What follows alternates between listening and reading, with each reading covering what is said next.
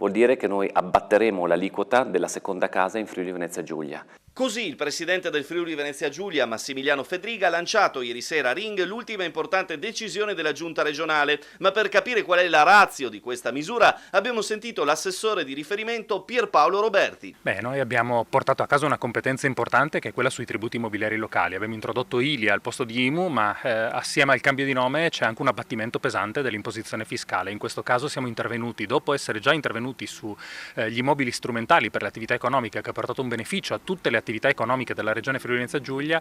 Oggi portiamo un beneficio alle famiglie che hanno un immobile ulteriore oltre alla prima casa. La prima casa sappiamo che è già gratuita, ci sono tanti casi in cui le famiglie ereditano magari una casa che è in posizioni dove difficilmente può essere messa a reddito, dove magari quella stessa casa diventa un peso e su cui bisogna semplicemente pagarci le tasse.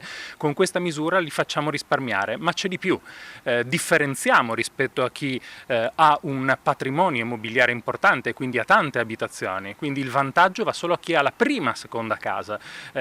Tutte le altre continueranno a pagare la stessa aliquota, per quella famiglia ci sarà un abbattimento. Dunque, chi verrà favorito maggiormente da questa operazione votata a migliorare e incentivare il mercato immobiliare? Questo varrà anche per quelle famiglie che hanno deciso di risparmiare per poter investire su un'abitazione ulteriore oltre alla prima casa in cui abitare, magari come casa per le vacanze o semplicemente per metterla in affitto, e ancora di più per incentivare il turismo, perché è evidente che da quando questa norma entrerà in vigore un qualsiasi cittadino italiano che avrà desiderio di investire su una seconda casa per le vacanze potrà avere sul piatto della bilancia il fatto che in tutta Italia si paga un'imposta, in Friuli Venezia Giulia quell'imposta è molto ma molto più bassa.